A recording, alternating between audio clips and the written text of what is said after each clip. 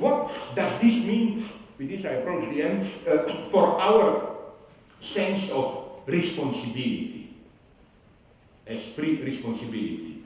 I want to conclude with a lighter example. I hope you will like it. I was shocked by it. I will immediately tell you why. Did you see the movie from 2004, directed by Eric Bress and J. Mackay Gruber? I'm sorry, this will be for you. Seen Butterfly Effect with the great American artist Ashton Kutcher and so on. Now, why did this film shock me? Because I saw it to me nothing special 10 years ago the first time. But then I showed it to my son, and I was shocked. I didn't know that the version we saw in the movie theaters was imposed by the studio, that the original version, which is now available in DVD, is much more radical, almost ethically, I would have said, a beautiful one.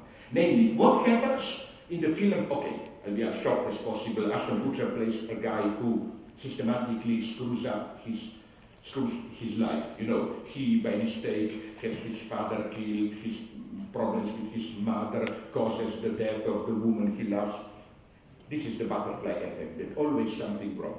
Then it's much more interesting, the story, very short. When he then discovers that he discovers that he has some supernatural ability, that he can move past in time, and that when he, in his dreams, goes to the past event when things took a wrong turn, he can change it a little bit. From here the title, the butterfly effect.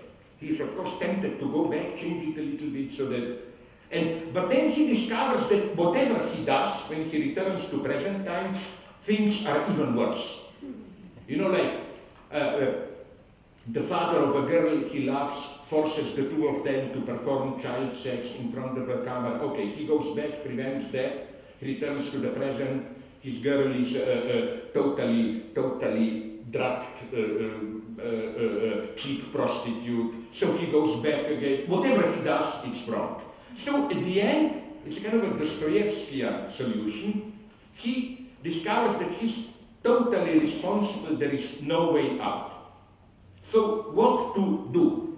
In the version that was shown in movie theaters 10 years ago, it's the easy Hollywood happy ending half solution.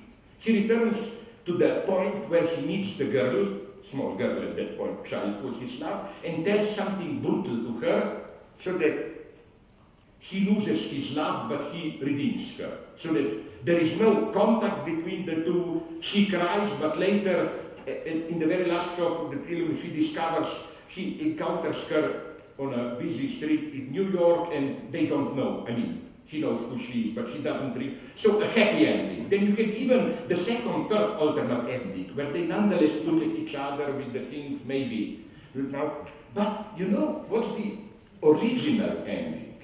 Now, it's quite shocking. I wonder if you guess. He totally accepts that he himself is the bad butterfly. Whatever he chooses, it will be bad. So and in a naive way, but nicely, it's done. You see all of it, the camera. He returns to 1 minute before he is born into mother's body, and with umbilical cord he strangles himself. And accepting that this is the only way to resolve the problem.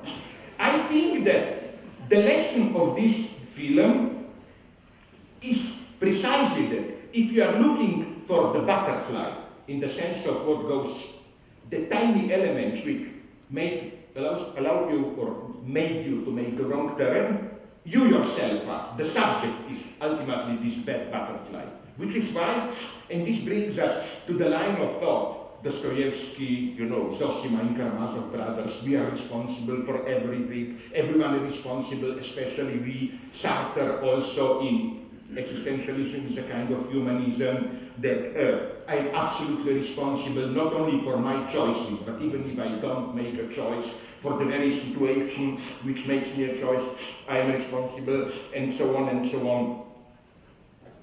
This is, I think, I have to finish now, but it's so sad because now the serious theory begins. This is, I think, the radical position of atheist ethics. And I claim that this is why atheist ethics is absolutely not, as conservative fundamentalists think, the ethics of, there is no God, so we can do whatever we want, and so on and so on. No, Lacan was right. If there is no God, everything is prohibited. In precisely the sense of great Ashton Kutcher, the way he said that you are responsible, the only solution is suicide. Suicide in the sense that you are the butterfly which causes the wrong turn. And in Germany, you even have, and not only in Germany, a fundamentalist, deep ecological version of it, claiming humanity as such is a bad butterfly which turned Earth which caused the devastation of Earth, so we have to accept the self-erasure of humanity. Mother Gaia, the Earth, whatever, will punish us, and so on. Okay, I think that one German ecologist, whom I know, but I forgot his name, horrible, made a Lacanian counterpoint here. He says that even that you cannot do. Why?